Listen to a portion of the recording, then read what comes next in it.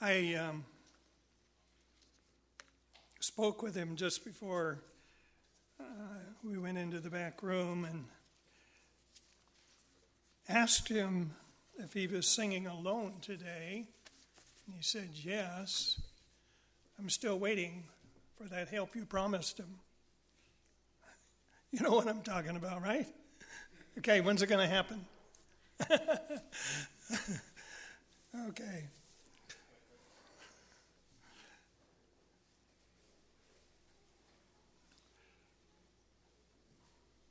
During a British conference on comparative religions, experts from around the world were debating what, if any,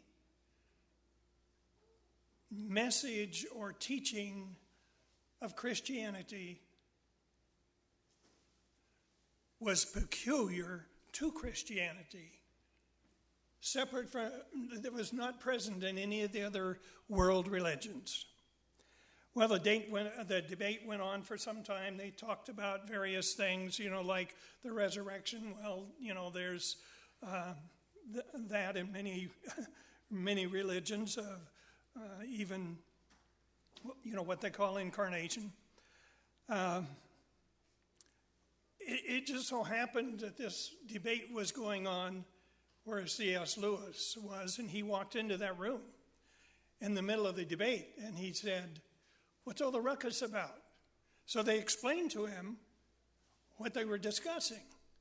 And he looked at them like they didn't understand, and he said, "Well, that's easy. It's simple. It's grace." Well, they had to talk about it a little bit more, and finally they all agreed that grace is not present in any of the other world religions, but it is vital and center stage in Christianity. The Bible has a lot to say about grace. It's a word that's found some 150 times in the New Testament.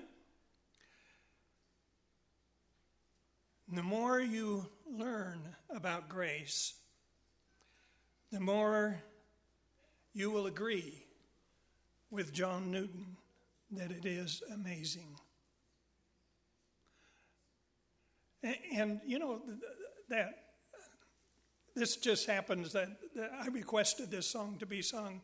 Just so happens that it's my favorite song. It's my favorite hymn of all the hymns, of all the Christian music. I was boys' dean at Far Eastern Academy, which is a school for children of missionaries, I should say was. They no longer operate it because we have fewer and fewer people that need to be sent from the United States to the mission field. And consequently, there is less of a need for a school that just, that teaches the American curriculum. Anyway, I deaned there for 2 years and stayed there a third year as a teacher and a registrar of the school. And during my second year, there was a student that was there as a freshman. And he realized pretty soon that this song was my favorite song. And I met with the guy that followed me there as a boys' dean. We worked together 1 year before I returned to the States. And he was traveling through, and he was near the place where we lived at that time, and he stopped by, and he and his wife ate dinner with us, and he said, you know what? He said, you remember Don? I said, yeah. He said, every time he asked, I asked the guys if they had a song they'd like to sing. He would often say, raise his hand and say, I'd like to sing Dean Rouse's favorite song. Well, of course, there were guys there that weren't there when I was the boys' dean. But after a few times, everybody caught on, and everybody knew what he had to say, what song he wanted to sing. Grace, well,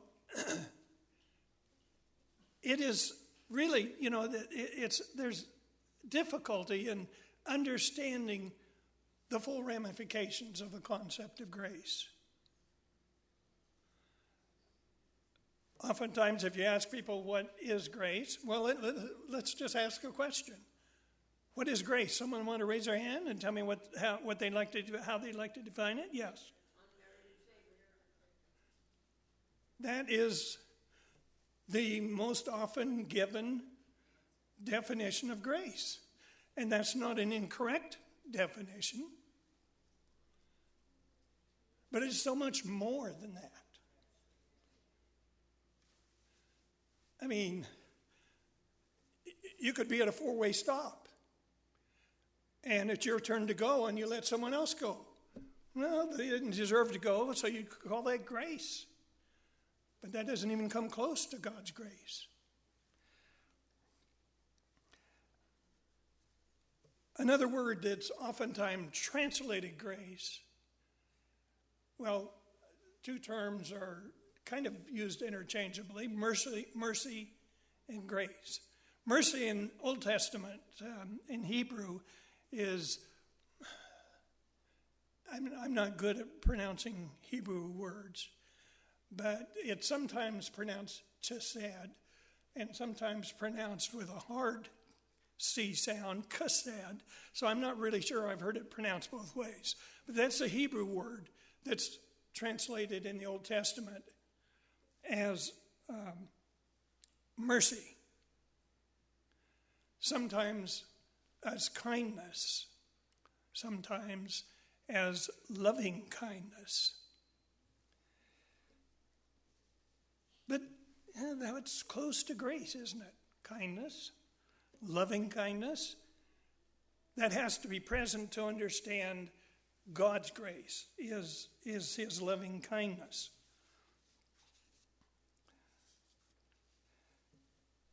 So today I'd like to look at an Old Testament story. Some may be a bit surprised that grace is in the Old Testament. I've heard some preachers say, the God of the Old Testament is different than the God of the New Testament. The Old Testament is the Old Covenant. The New Testament is the New Covenant. Well, God's grace appears in the Old Testament in a very fascinating story that is found in 2 Samuel, the 9th chapter.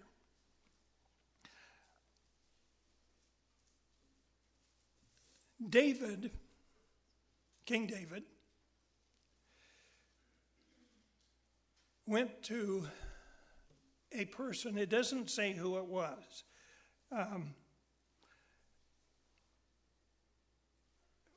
In verse 1 of in verse 1 of 2 Samuel 9, it says, "Is there anyone still left in Saul's family, so I can be kind to him for Jonathan's sake?" David and Jonathan had made a covenant. Jonathan realized that David was going to be the next king. He realized he wasn't in line for the throne anymore, even though he was the heir apparent, as we would say in modern terminology. And they made a covenant. Jonathan asked David if, when he becomes king, if he would always remember his family. And David said, of course. And they made that agreement. a covenant, which is more than just an agreement. It's a promise to each other.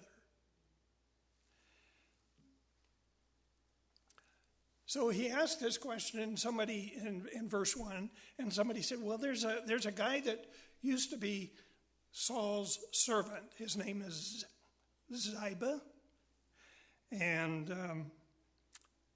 he maybe knows if there's anyone left. Well, he said, well, where's Ziba? And he sent for him, and Ziba came, and we're looking at verse 2, last part of verse 2. Are you Ziba? Yes, I am, your servant, he replied. And so the king asked him this question, is there anybody left in Saul's family to whom I can show kindness? We all know where we're going with this story, right? We know the main character.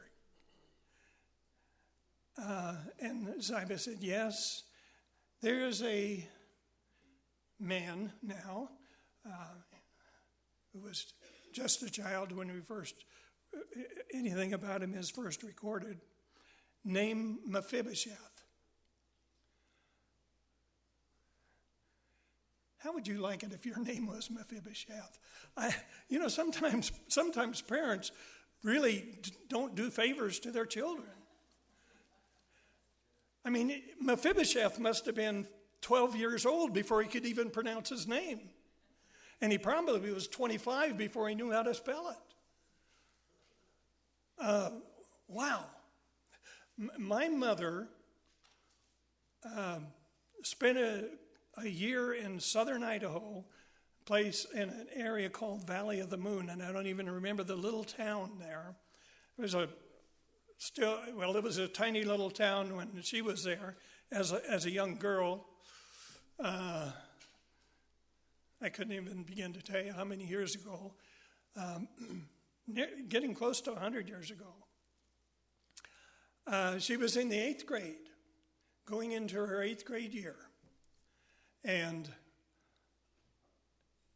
she'd gotten acquainted with some of the people. The family had just moved there. And the first day of school, the teacher said, I would like for each of you to stand up and tell me your first and last name. Well, my mother knew that this was not going to be a real pleasant experience, perhaps, for the new teacher. You see, there was a family there whose last name was Sapp, S-A-P-P. And they named their oldest daughter Ima.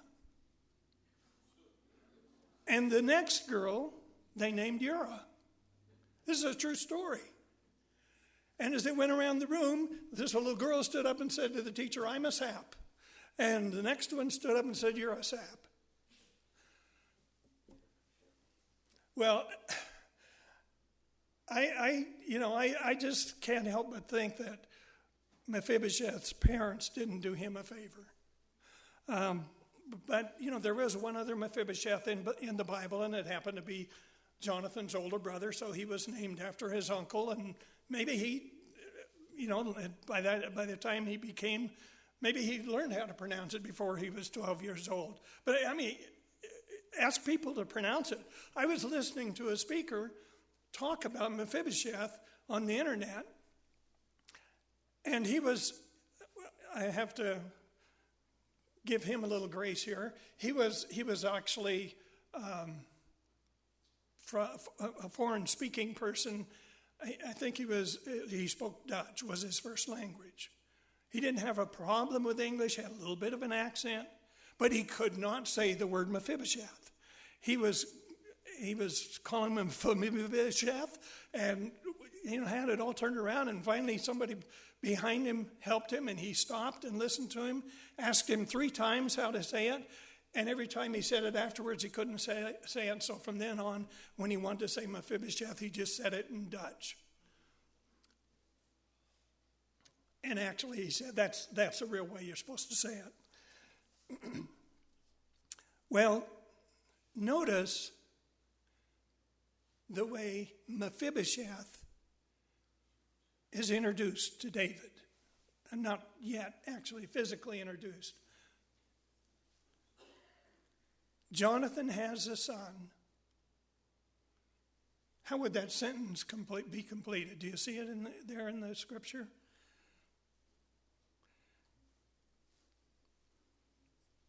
Who's lame in both feet. Or maybe it says, his name is Mephibosheth, and he was lame in both feet, or he is lame. How would you like it if that's the way you're known? For what you can't do, not for what you're capable of doing. Jonathan has a son named Mephibosheth, who is lame in both feet. Now that was a significant problem, because David wanted to show him kindness, and you really didn't do that in those days, because people that were disabled, handicapped, what other term is appropriate, were that way because of specific sin or sins, right? You remember the question that the disciples asked Jesus right in front of the blind man? I mean, he was standing right there. Can you imagine asking someone, is this man, and here he is, he can hear you, is 2 feet from him. Master, is this man blind because of his parents' sin or because of his? And apparently that wasn't an unusual question to ask, because there was only 2 choices. And Jesus, of course, said neither. It's so that the power of God can be shown today. But people with defects, people that were handicapped, were considered second-class citizens, or maybe third class. And so Ziba told David the condition of Jonathan's son Mephibosheth, just in case he wanted to do anything real dramatic to help him, so he could change his mind. I would assume because he was lame in both feet. And of course, the rest of the story doesn't say why there. The rest of the story is back in, I believe, in the 4th chapter of 2 Samuel. And you probably remember that story. That is on the day that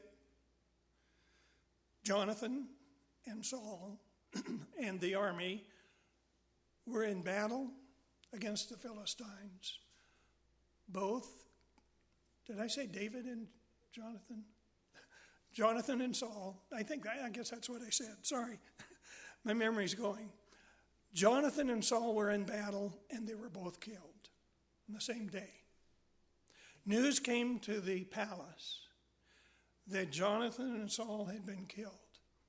And the caretaker, the nurse, knew that they had to get out of there. They had to find safety someplace. She had no idea where. And she grabbed up Jonathan, who was 5 years old, and ran to get away from there. And exactly what happened, it doesn't tell us in Scripture. It says she dropped the child. I've heard some people suggest that maybe she dropped the child and fell on top of him in her haste. Or perhaps she was at the top of the stairs of the palace and dropped the child, and he was lame from that time on. Now, probably in this day and age, probably surgeons could have helped Jonathan a great deal. Maybe even if he just would have had his bone set properly.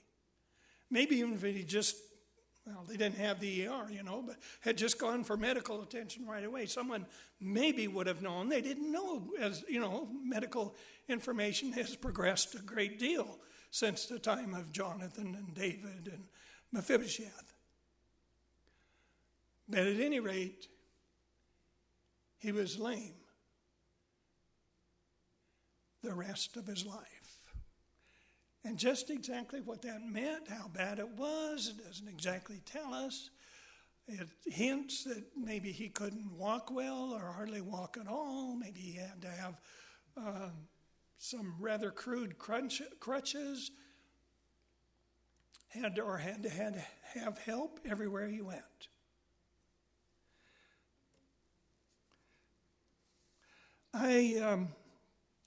Before we get too harsh on people in the time of Jonathan and David and Mephibosheth, our society hasn't always done so well regarding handicapped individuals. When I was involved in teaching, when I first started teaching, quite a few years ago now, special ed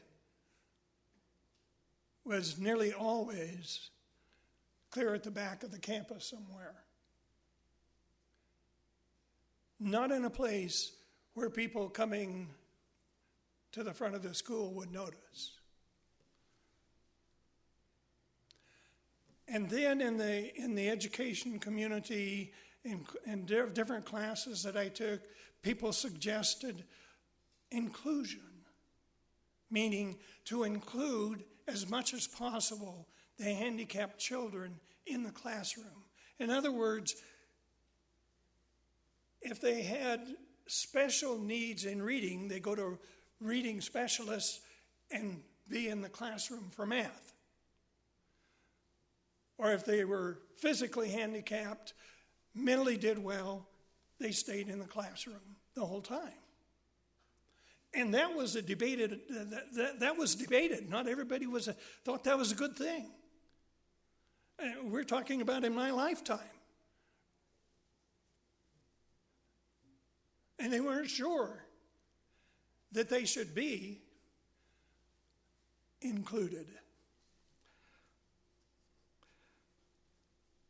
When I was in college, there was a handicapped person on the campus, not affiliated with the school in any way. His parents, actually his mother, I think his father had passed away, lived there, and his name was Marvin.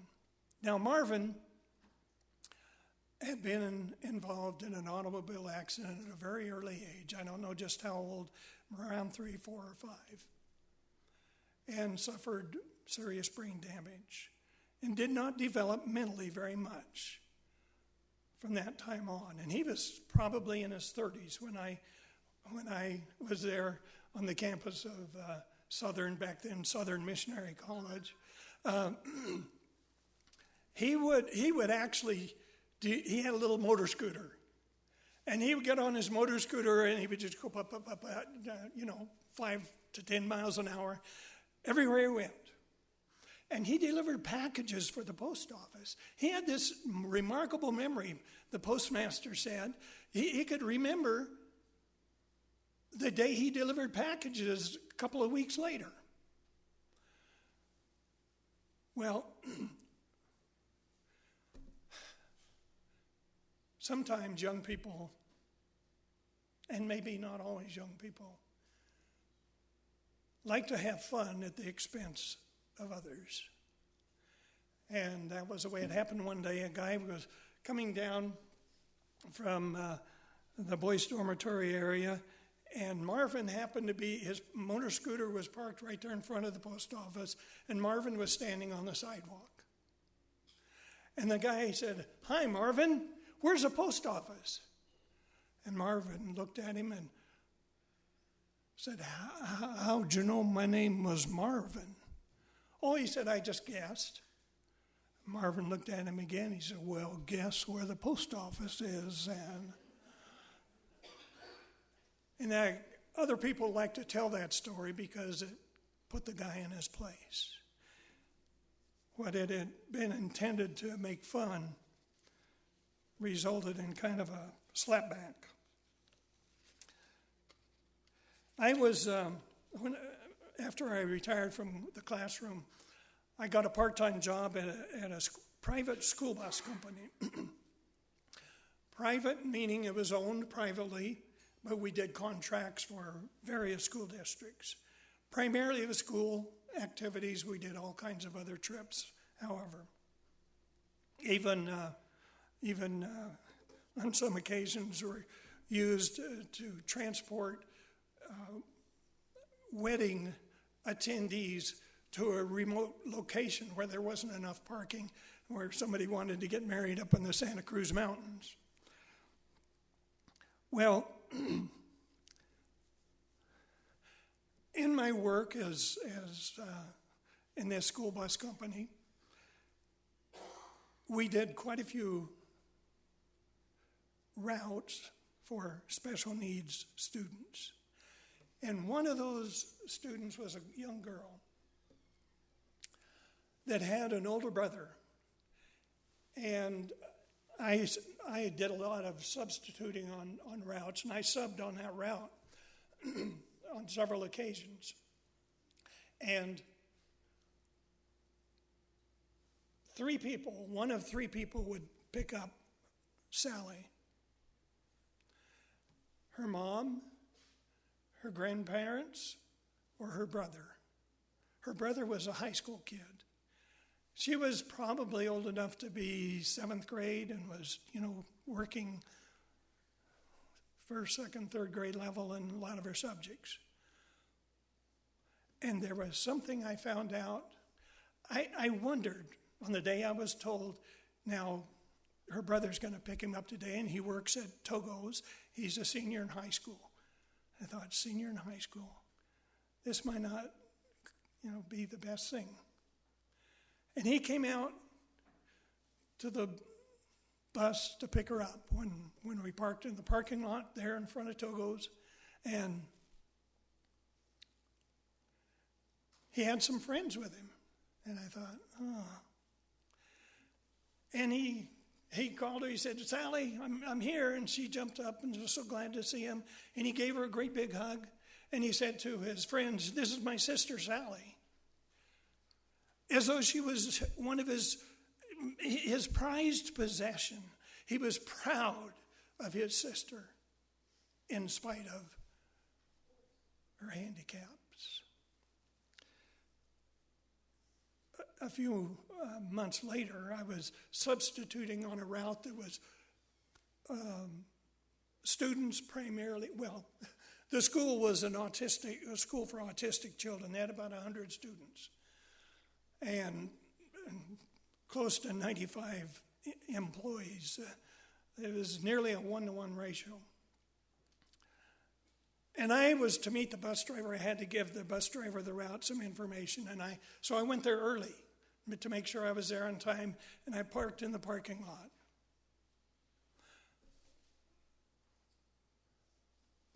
And what I witnessed that day was literally, to me, amazing. You see, when the students were to come into the classroom, there was a certain time when they were to come in the classroom. And when that time began, people from the school came out to usher them into the school. And many of these people that were doing this were students at UC Santa Cruz, some of them interested in special ed and so on. Obviously, they had been trained what they were to do, because every single one of them, when they came out to the classroom, and came out to the car or bus or whatever their transportation had been that day to the school, they said, "Oh, hi, Bob. How you doing? Good to see you. Did you have fun?" You remembered that they had gone shopping with their parents the day before. Did you have fun shopping yesterday? Or, "Hi, Sally. Is that a new dress you have? Oh, my, that looks so nice." There was not a student that was picked up to go into the classroom that had a feeling of inferiority. Not all of them even responded.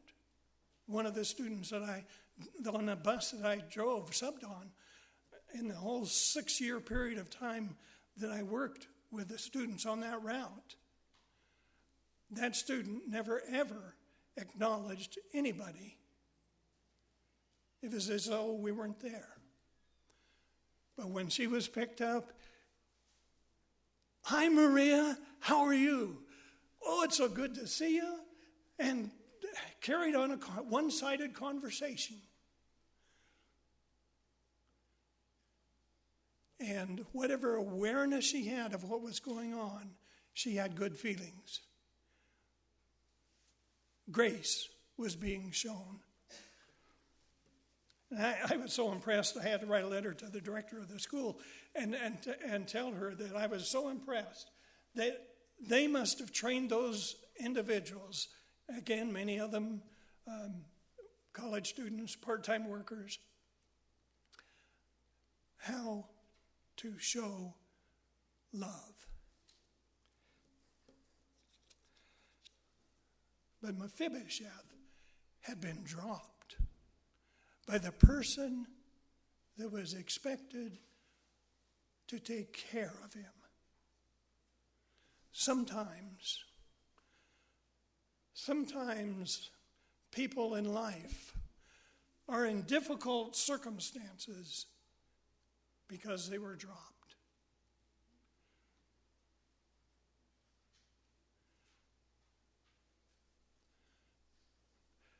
Do you know that the mathematical ratio of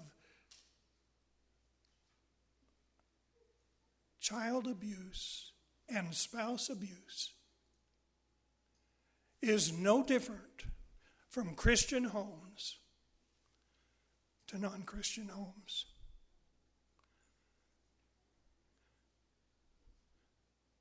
Some people in the community of Christianity, some children have been dropped. Of course, not exactly in the same way as Mephibosheth, but some of them have been dropped, have been forgotten, have been abused, have been hurt.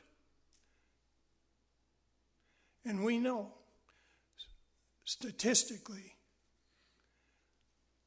probably 99% of all child abusers were themselves abused. I went to the funeral of my cousin's wife several years ago.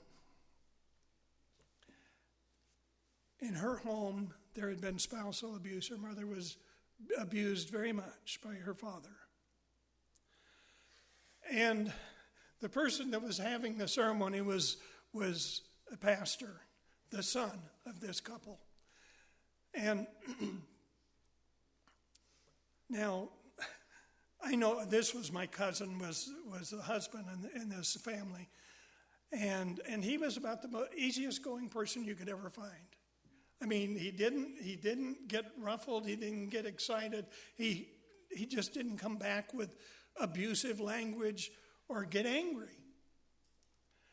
And as this son was explaining his mother's growing up years, he said that when she met Dale, my cousin, when she met my dad, as he would say it, she knew that this was the person for her. And she broke the cycle. And sometimes we need to, in whatever way we can, help to break the cycle. See, when there are people that need to be shown love, to show them love.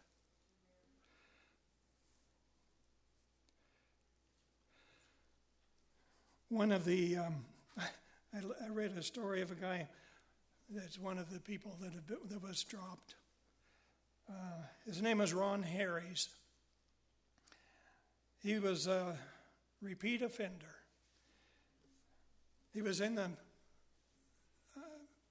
Tennessee State Penitentiary when the person that was writing the book I was reading met him.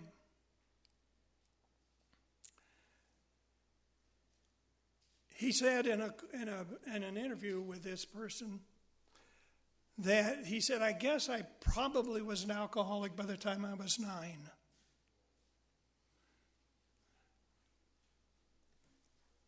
He remembers, and his dad was in and out of prison, and he remembers one time when his dad came out of jail, he came home with a bottle of whiskey and a record album. Those of you that know what I'm talking about, you can explain it to the kids about what records are. Other than, setting one on the track or something. But he came home with a record album and a bottle of whiskey. The kid was like 7 years old. And he watched as his dad put on the record player, put on Your Cheatin' Heart, and played it over and over and over and over again and drank whiskey. Between drinks of whiskey, he'd get up and beat his wife mercilessly. And he said he probably would have killed her if it hadn't been that he passed out from the whiskey.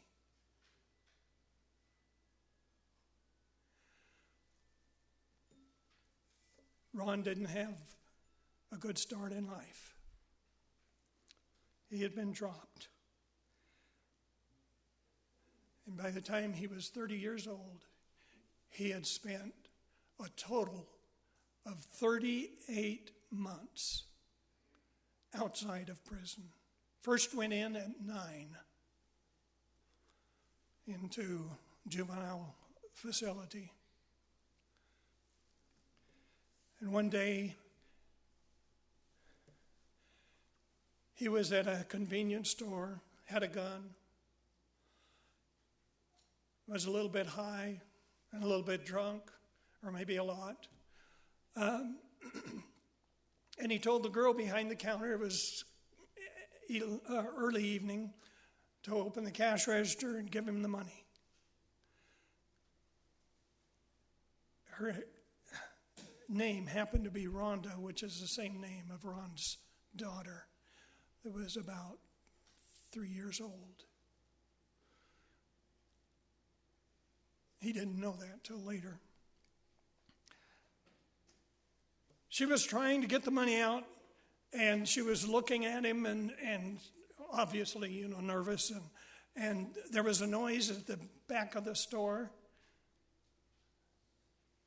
and his finger pulled the trigger on the gun.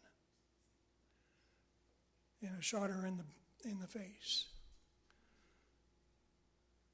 He got the money, turned and saw that there was someone coming from the storeroom area of the store, and shot back in that area, in that general direction. Ran off, and of course was caught not too much later, and the girl died.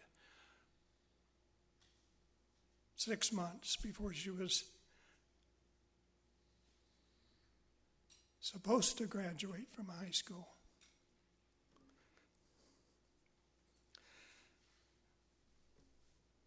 Ron, in his interview with this man that had reunited with his Christian faith, that was interviewing him, said that he said, if I were to get out now, he said, I think I would offend again. I don't know what else to do. He was in on death row because Tennessee have the death penalty. And he said, I just don't know what to do. I don't know how to live. I want my daughters, he now had 2 daughters, I want my daughters to have some kind of a normal life. And he wasn't even sure what a normal life was. He'd never seen it, had never lived at it. And as he came to study and became acquainted with the chaplains, and there were other people that volunteered time, he and another fellow death row inmate decided they wanted to do something useful and valuable before they died. So they decided to start a program called New Start. It is based on a program that you've probably heard of called Scared Straight.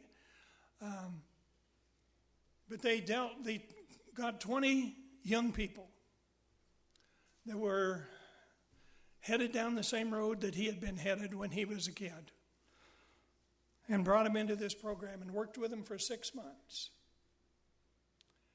And a few years later, one of them had gone back to, committed an illegal act. 19 had stayed straight. Ron said, here's his formula to happiness. He said, in order to be happy, I've concluded that you have to have these 5 things. 1, you have to have done something for somebody that's meaningful in your life. And that's why they started the program they started. 2, you have to have someone to love. 3, you have to have something to hope for. And 4, you have to have an attitude of thankfulness. And 5th, have a gracious God you can depend on.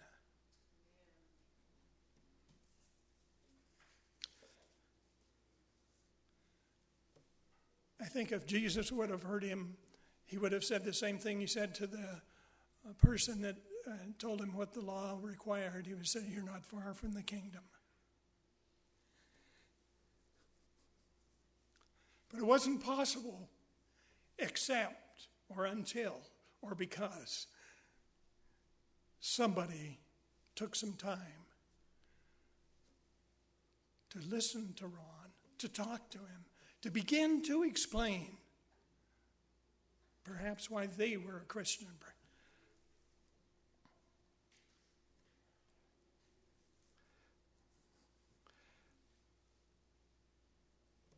Now, back to Mephibosheth.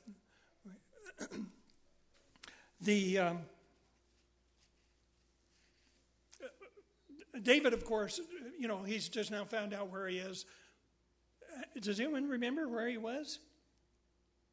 I thought about naming my sermon this, and I wonder if I would have named. I thought about calling and asking him to tell them my sermon title was Lodabar. And I was wondering how many people would know where Lodabar is or what it meant. Lodabar was a little out-of-the-way village where Mephibosheth was living. He was now an adult, had a son of his own. And when Ziba was talking to David, he says, yes, Jonathan is lame in both feet, but he's living in Lodabar. The word Lodabar means no pasture. Kind of sounds like Las Vegas area, doesn't it? It was a desert area where there were no, probably weren't any really nice hotels. People didn't go there for a 2-week vacation or even a 2-day vacation. You wouldn't find any, nice Airbnbs listed in Lodabar. There were no beaches. Wasn't much water, actually. And it was really out of the way. And maybe that's why Mephibosheth was living there. Maybe this was kind of his own little witness protection program to kind of stay out of, because always in history, not just in the history of the children of Israel, but always in history, when the king is overthrown, people want to see the relatives of that king, not to show them kindness, but to either put them in jail or take their life.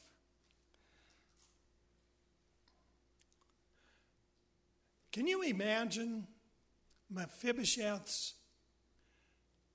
surprise when he sees this cloud of dust coming and he watches it and a chariot pulls up in front of his house? A chariot, and as he looks at it, there's the king's emblem on the door. That was the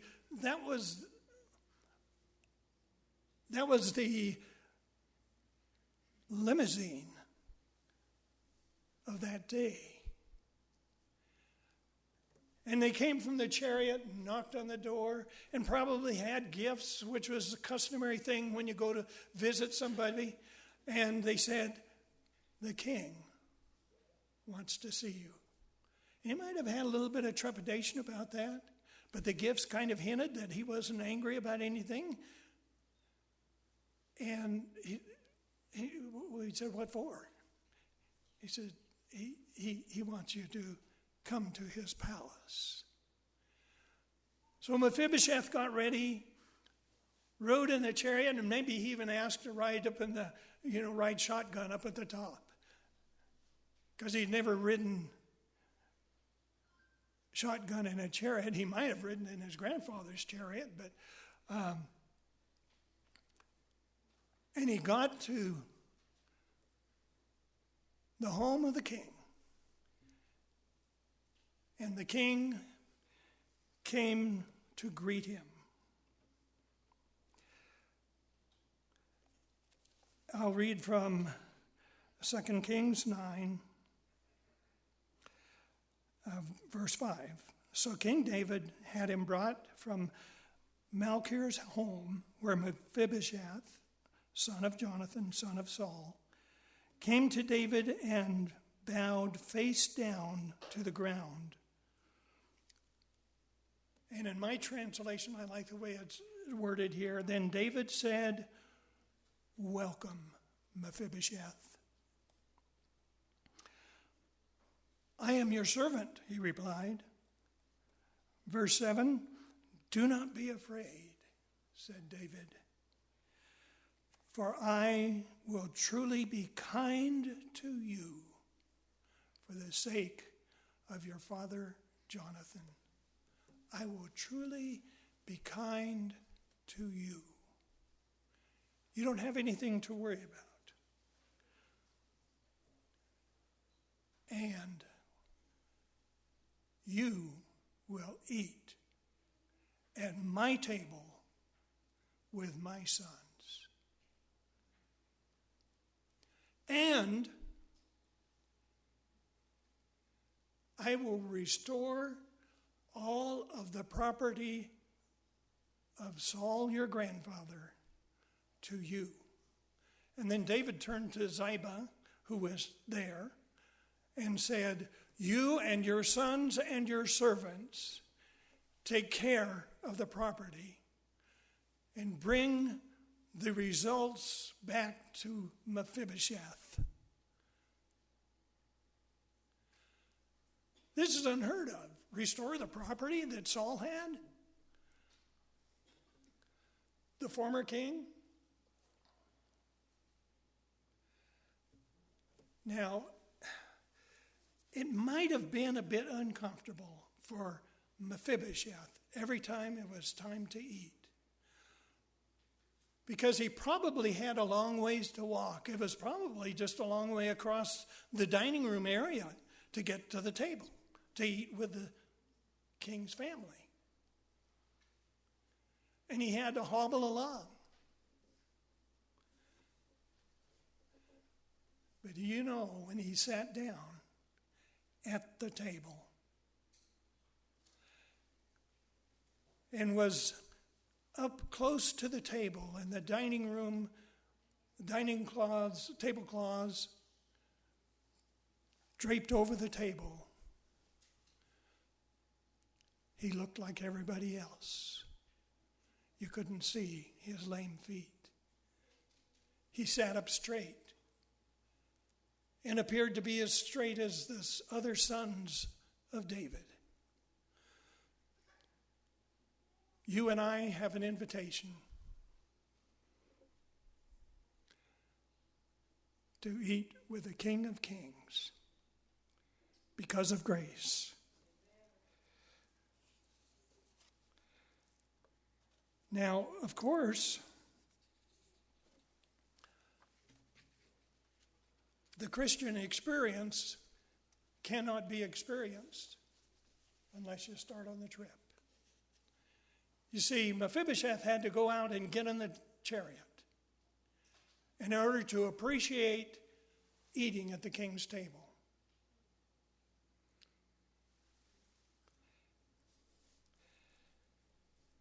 And of course, the story of grace